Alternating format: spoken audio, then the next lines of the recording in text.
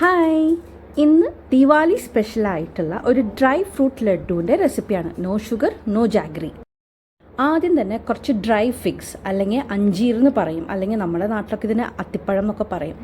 അതെടുത്തിട്ട് നല്ല ചൂട് വെള്ളത്തിൽ സോക്ക് ചെയ്തിടാം.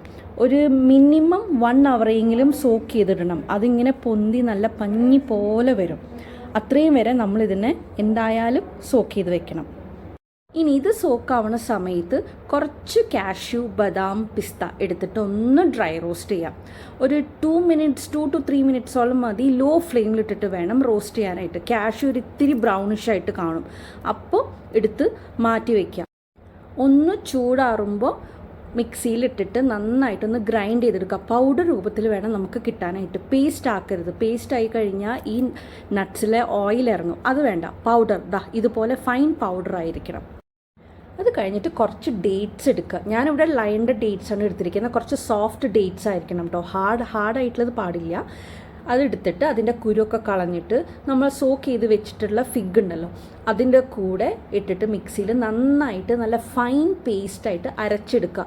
വെള്ളം ഒന്നും ഒഴിക്കേണ്ട, കാരണം ഫിഗിൻ്റെ അകത്ത് കുറച്ച് വെള്ളമുണ്ട്. അപ്പോൾ നല്ല ഫൈൻ പേസ്റ്റ് രൂപത്തിൽ അരച്ചെടുക്കുക.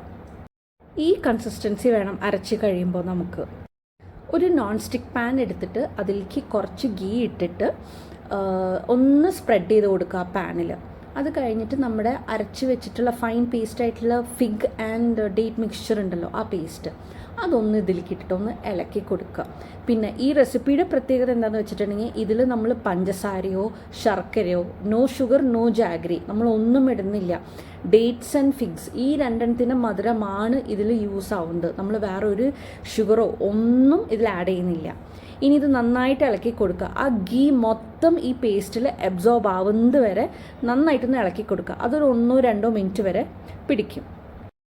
ഈ ലഡുവിൻ്റെ ഷെൽ ലൈഫ് എന്ന് പറയുന്നത് 6 ദിവസമാണ്. ഈ 6 ദിവസം ഫ്രിഡ്ജിൽ തന്നെ വെക്കണം. അത് മറക്കരുത് ഉണ്ടാക്കി കഴിഞ്ഞിട്ട്. ഇനി ഇതിലേക്ക് നമ്മൾ പൊടിച്ച് വെച്ച നട്ട്സിൻ്റെ പൗഡർ ഉണ്ടല്ലോ, അതൊക്കെ ഇട്ടിട്ട് പിന്നെ വറുത്ത sesame seeds, roasted sesame seeds അല്ലെങ്കിൽ വൈറ്റ് തിൽ ഇട്ടിട്ട് നന്നായിട്ടൊന്ന് ഇളക്കി കൊടുക്കുക. ഒരു 2 മിനിറ്റ് മാക്സിമം ഇളക്കി നന്നായിട്ട് യോജിക്കുക. അതെല്ലാം അടിയിലൊന്നും പിടിക്കില്ല, കാരണം ഇപ്പോൾ നോൺ സ്റ്റിക്ക് പാനാണ് നമ്മൾ യൂസ് ചെയ്യുന്നത്. ഗീ ഇട്ടിട്ടുണ്ട്. സോ ഒരു 2 മിനിറ്റ്സോളം ഇത് ഇളക്കി നന്നായിട്ട് ഒന്ന് മിക്സ് ചെയ്യുക. ഇപ്പോൾ നമ്മുടെ ലഡുവിനുള്ള എല്ലാ ഇൻഗ്രീഡിയൻസും നമ്മൾ കുക്ക് ചെയ്ത് കഴിഞ്ഞു.